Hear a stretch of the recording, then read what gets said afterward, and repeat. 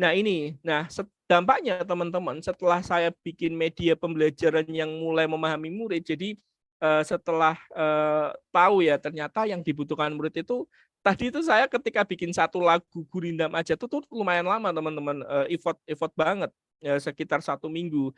Tapi setelah saya menggunakan design thinking, pembelajaran Gurindam nggak harus pakai lagu kok teman-teman.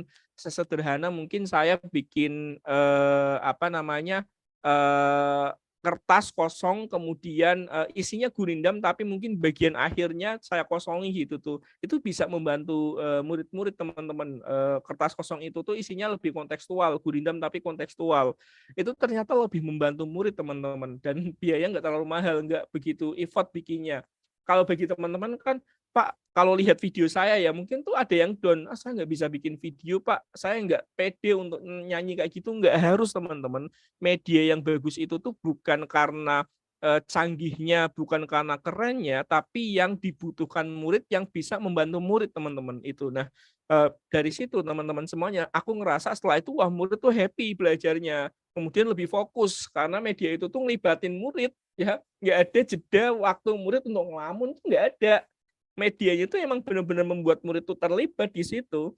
Kemudian nggak sekedar hafalan konten ya, dari media yang saya bikin itu tuh bisa membuat murid memahami konsep ya, nggak sekedar hafal akan konten. Jadi ketika belajar gurindam ya nggak sekedar tahu pengertian gurindam, ciri-ciri gurindam, tapi konsepnya tahu. Sehingga di banyak konteks ya, misalnya anak nih bikin caption di Instagram bisa pakai formatnya gurindam. Ketika anak bikin komik bisa pakai dialog yang ada, gurindamnya.